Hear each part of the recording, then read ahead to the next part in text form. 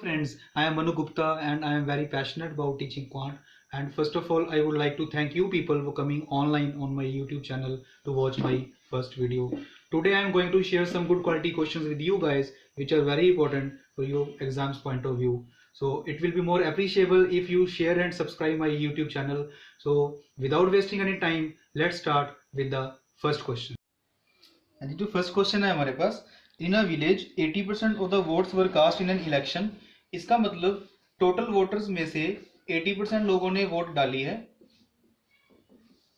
और 20% लोगों ने वोट नहीं डाली। A and B were the contestants. A won by 600 votes. A के पास बी से 600 वोट्स ज्यादा है। आगे लिखा है if B had got 20% more votes there would have been a tie between them. इसका क्या मीनिंग है? ए और बी के बीच में कितने वोट्स का डिफरेंस है? 600 का। तो 600 का हाफ करना पड़ेगा। 600 का हाफ कितना होता है? 300। तो इसका मतलब ए के अगर 300 वोट्स कम कर दिए जाएं और बी को वही वाले वोट्स दे दिए जाएं तो उनके वोट्स आपस में क्या हो जाएंगे? इक्वल हो जाएंगे। तो इसका मीनिंग ये भी है कि बी के नंबर ऑफ वोट्स का जो 20% है वो 300 के इक्वल हो जाएगा। तो यहां से बी के नंबर ऑफ वोट्स आ जाएंगे। बी का जो 20% है वो 300 के इक्वल रहेगा और यहां से बी की वैल्यू आ जाएगी 1500।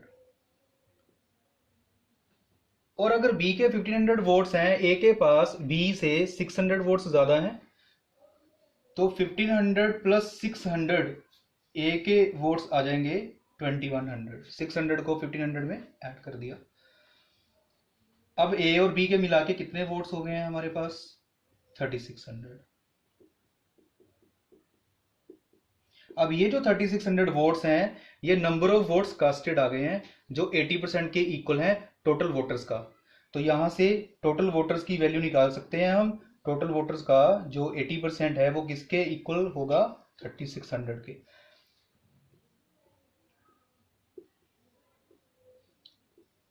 इसको सॉल्व कर लेंगे आप। टोटल की जो वैल्यू है वो कितनी हो गई है? 4500। यही पूछा उसने, ठीक है।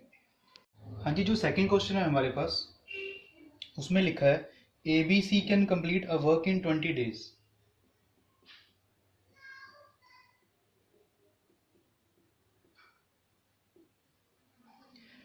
Working together A and B together are 50% more efficient than C. अब ये जो क्वेश्चन है हमारे पास ये एफिशिएंसी के बेस पे है।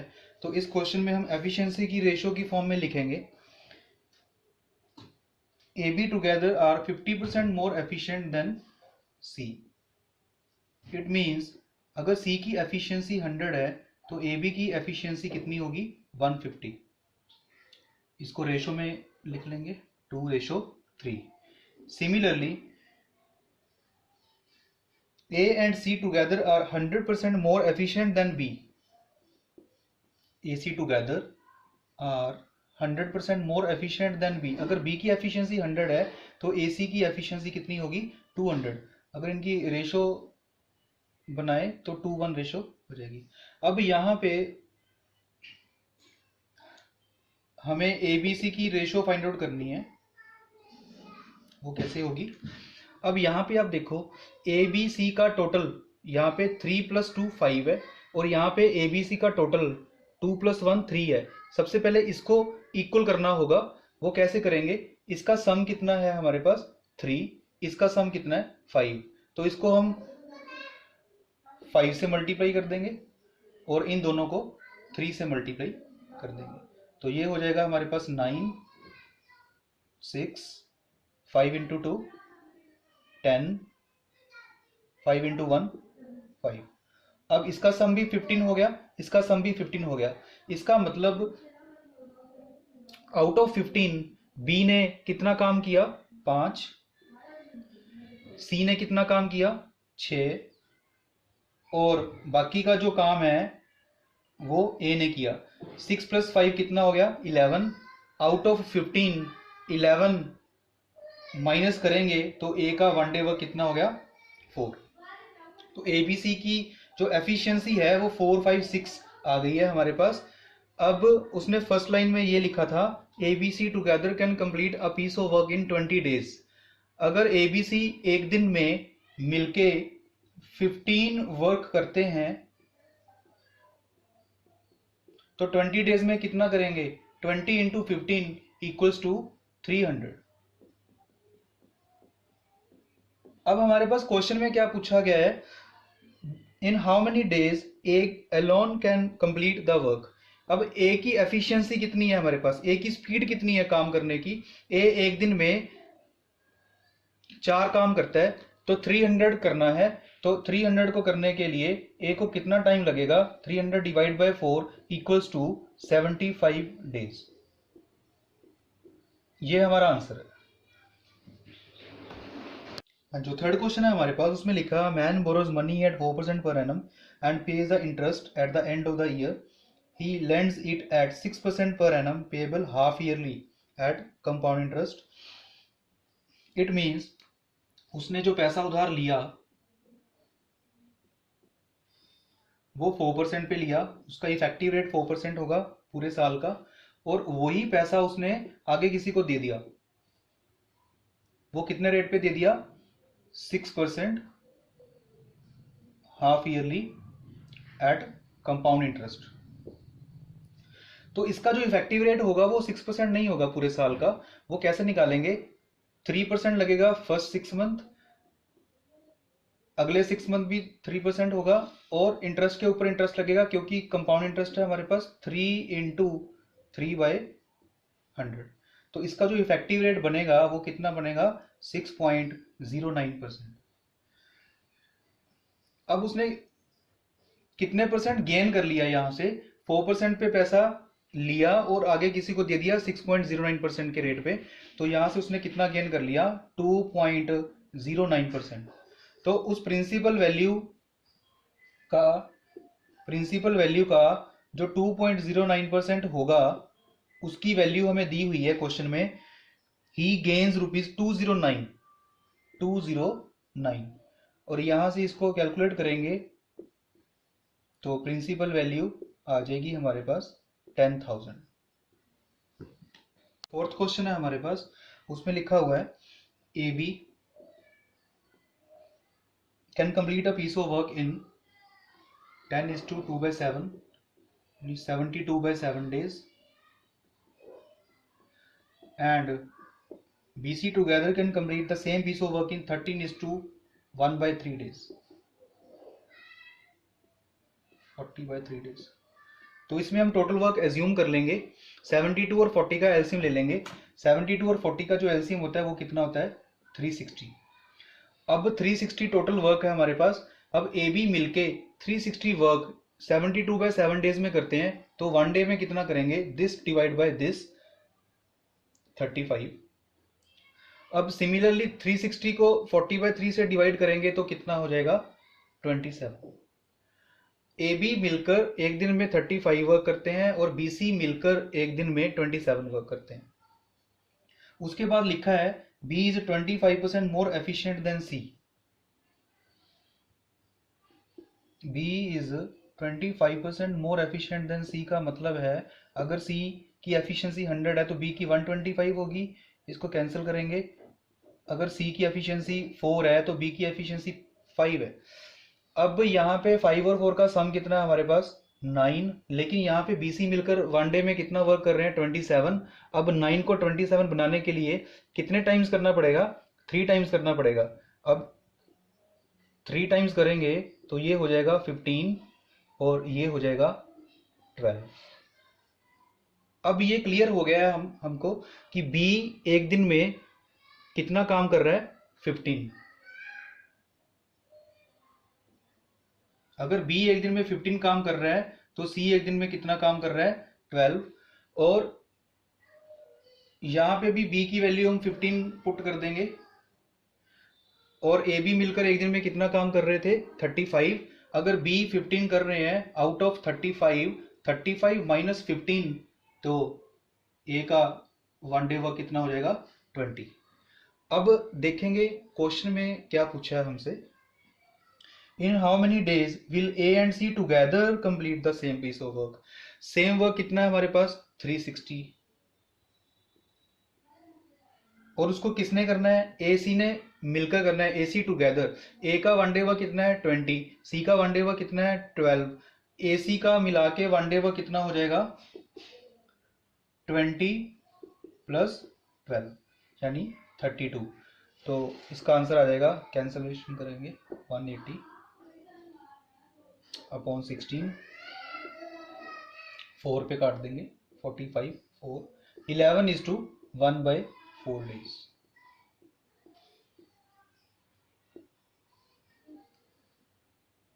हाँ जी, इस क्वेश्चन में क्या लिखा है, A B together can complete a piece of work in 16 days और B C can do it in 24 days. अब यहाँ पे टोटल वर्क एज्यूम कर लेंगे, 16 24 का एलसीएम हमारे पास कितना होता है 48। 48 को 16 से डिवाइड करेंगे, ए बी की वन डे एफिशिएंसी 3 हो जाएगी, और 48 को 24 से डिवाइड करेंगे, बी सी की जो एफिशिएंसी है वो कितनी हो जाएगी 2 हो जाएगी। अब उसके बाद क्वेश्चन में लिखा है after A has been working for 4 days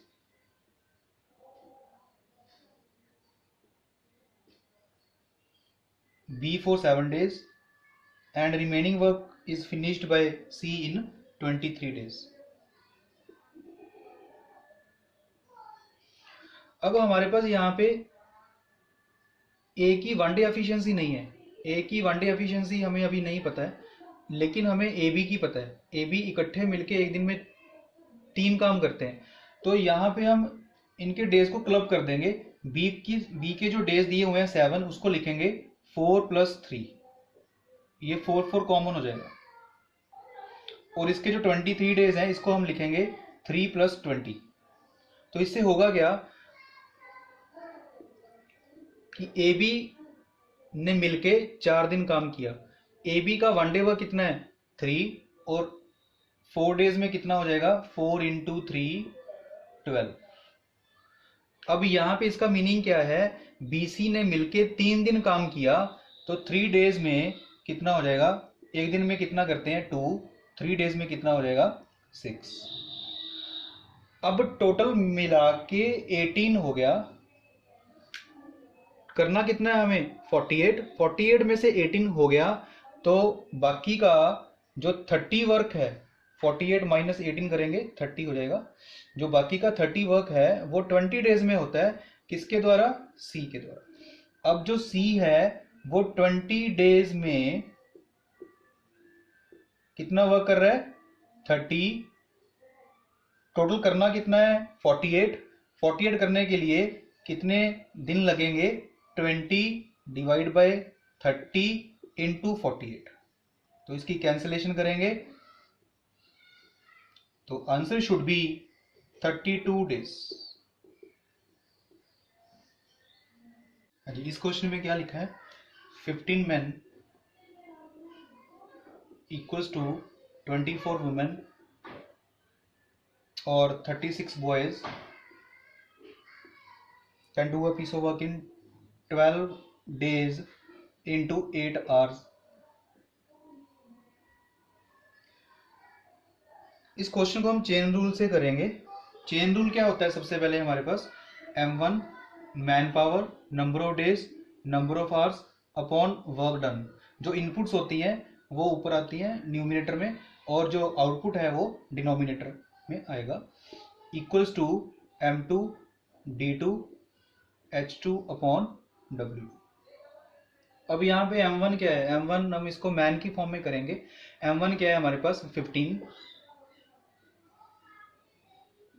D1 क्या है number of days, number of hours upon work done 1 equals to. अब M2 क्या है, M2 जो इसने हमसे क्वेश्चन पूछा है how many man must assist, how many man number of man दिए नहीं हुए, उसको X मान लेते हैं, X man plus 12 women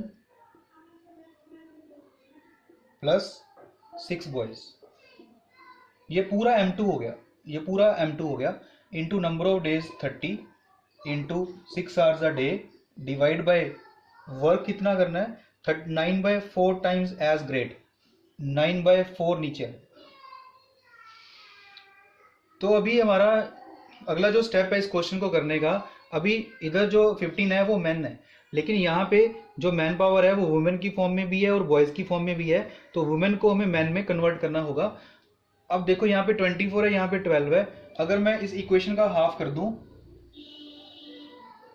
12 women 18 boys और 15 का हाफ कितना होगा, 7.5 वुमेन, 7.5 मैन। अब यहाँ पे देखिए 12 वुमेन किसके इक्वल हो गए, 7.5 मैन के।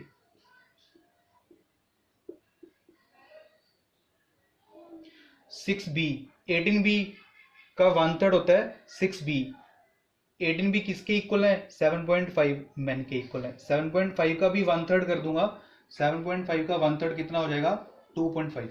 तो यहाँ पे कितना लिखूंगा मैं, 2.5। अब ये पूरा क्वेश्चन मैन की फॉर्म में चेंज हो गया है, तो इसको लिखेंगे 15 into 12 into 8 upon 1 equals to X plus 10। Total कितने मैन हो गए हैं, X plus 10 into 30 into 6 divide by 9, और जो 4 है वो ऊपर चला जाएगा न्यूमरेटर में। अब इसको सॉल्व करेंगे। 15 इंटू 12 कितना होता है, 180। 30 इंटू 6 कितना हो गया, 180, और 4 किस पे कट गया, 8 पे, 2 आ गया, और 9 इंटू 2 कितना हो गया, 18। 18 इक्वल्स टू एक्स प्लस 10। तो यहाँ से हमारे पास जो x की वैल्यू है वो कितनी आ जाएगी, 8। ये हमारा आंसर है। हाँ जी, अगले क्वेश्चन में हमें क्या दिया हुआ है, Kiran and Rahul started a business with investment in the ratio 15:22। तो इस क्वेश्चन को कैसे करेंगे, किरण ने स्टार्ट किया 15 रुपीज़ के साथ, राहुल ने स्टार्ट किया 22 रुपीज़ के साथ। After 3 more months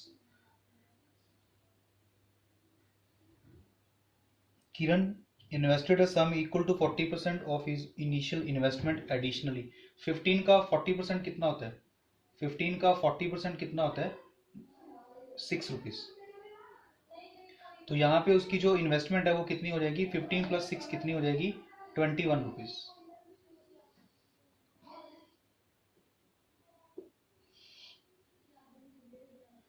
after x more months Rahul withdrew 18:2/11%। 18:2/11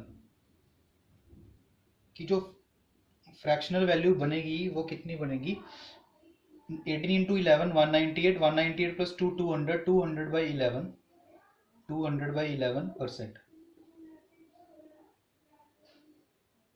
2/11। अब 22 का जो 2/11 है वो कितना होगा, 22 का 2/11 कितना होगा, 4 रुपीज।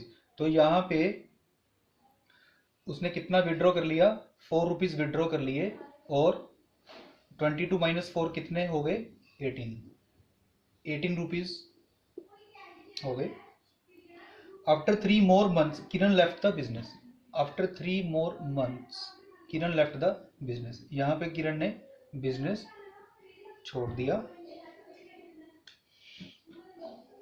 तो अब ये लास्ट वाला जो टाइम स्लॉट है ये कितना बचेगा, टोटल जो टाइम होता है वो हमारे पास कितना है, 1 year 12 months। तो यहाँ पे कितने मंथ्स हो गए हैं, 3 + 3 6, 6 प्लस एक्स। तो ये जो होएगा 12 माइनस 6 प्लस एक्स, तो कितना हो जाएगा, 6 माइनस एक्स।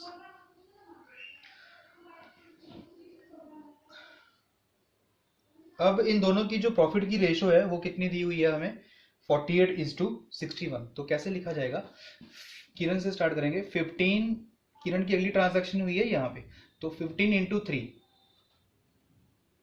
15 इंटू 3 प्लस, उसके बाद किरण की इन्वेस्टमेंट कितनी हो गई है, 21, 21 इंटू 4 एक्स प्लस 3 मंथ्स, क्योंकि यहाँ पे किरण ने बिजनेस छोड़ दिया था, x plus 3 months divide by, Rahul ने कितने से बिजनेस स्टार्ट किया, 22 रुपीज के साथ। उसकी अगली ट्रांजैक्शन कब हुई है, यहाँ पे हुई है, तो ये कितना टाइम पीरियड हो गया, 3 + x प्लस, अब यहाँ पे इसके इन्वेस्टमेंट कितनी हो गई थी, 18 हो गई थी, और 18 को मल्टीप्लाई करेंगे, जो बाकी का टाइम पीरियड बचा 3 मंथ्स प्लस 6 माइनस एक्स, यानी 6 + 3 9 माइनस एक्स मंथ्स। तो ये जो रेशो दी हुई है वो हमें कितनी दी हुई है, 48:61। अब यहाँ से इसकी जो कैलकुलेशन है वो आपको करनी पड़ेगी, ज़्यादा कैलकुलेशन है इसमें थोड़ी। तो यहाँ से आपकी जो x की वैल्यू होगी वो 4 आ जाएगी। एक तो आप x को सॉल्व कर लेना, यहाँ पे x की वैल्यू 4 आ जाएगी। दूसरा, अगर हम यहाँ पे देखें कि ये जो 61 है, this is big enough prime number, तो प्राइम नंबर की हेल्प से हम इस क्वेश्चन को जल्दी सॉल्व कर सकते हैं, क्योंकि अगर मैं इसमें से ऑप्शन उठा लूँ, ऑप्शन की वैल्यू यहाँ पे मैं पुट करूँगा, तो जिस ऑप्शन को यहाँ पे पुट करने के बाद वो 61 का मल्टीपल हो जाएगा, वही हमारा आंसर होगा। तो ये भी एक मेथड है इसको सॉल्व करने के लिए। हाँ जी, what we have in this question is the total time taken by boat to travel 144 kilometre downstream and 80 kilometer upstream is T hours.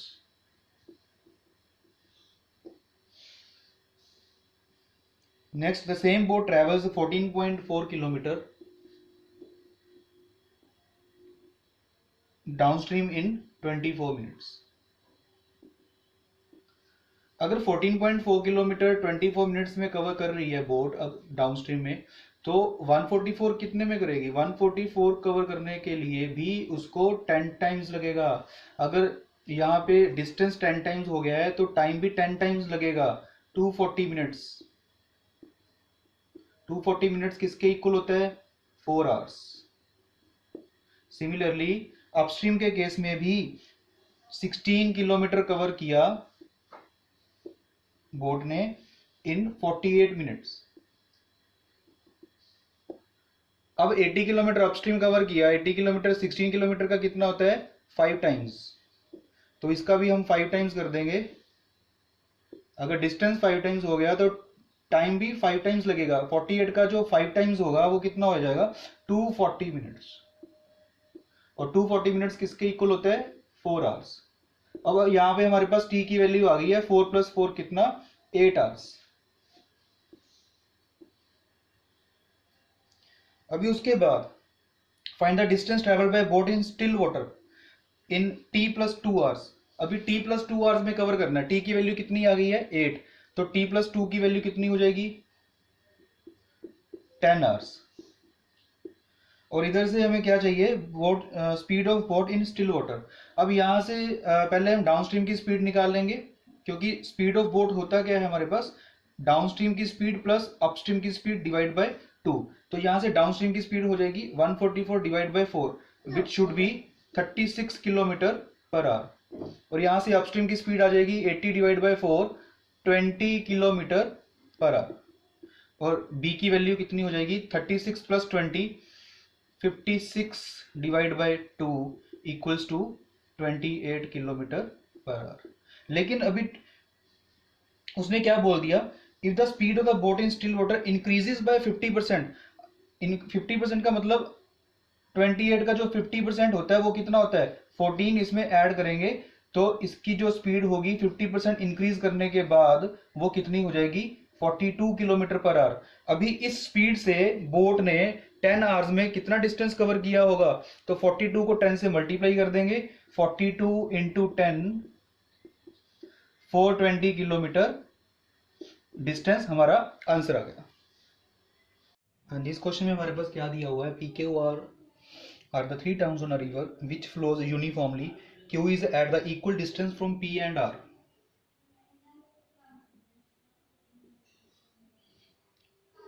It means Q should be the midpoint of P and R. So PQ equals to QR. अब P से R downstream आने में a boat takes 30 hours.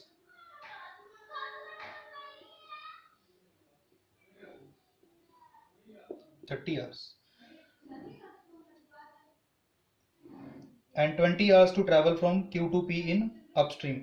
Find the total distance traveled by boat from point P to R and back to initial point, P से R तक का distance निकालना है और R से P तक जाने का। तो इसमें हम क्या करेंगे, इसमें जो अपस्ट्रीम को 20 आवर्स ट्रैवल करने के लिए लग रहे हैं उसकी हमें ज़रूरत नहीं है, क्योंकि हमसे डिस्टेंस पूछा गया है इस क्वेश्चन के अंदर। P से R तक का मैं डिस्टेंस निकाल लूंगा, उसी का मैं डबल कर दूंगा तो वो हमारा आंसर आ जाएगा। तो यहाँ पे मुझे डाउनस्ट्रीम की स्पीड चाहिए होगी, तो उसके लिए मुझे क्वेश्चन के एंड में लिखा हुआ है if the sum of the speed of boat in still water plus speed of current equals to 16 kilometre per our.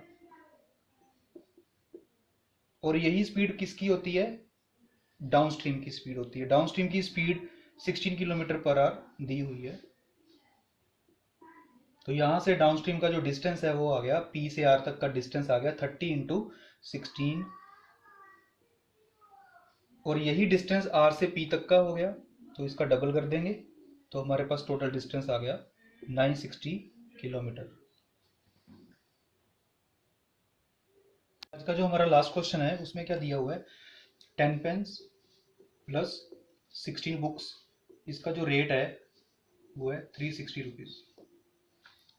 He sells pens at a profit of 40% and books with a gain of 25%.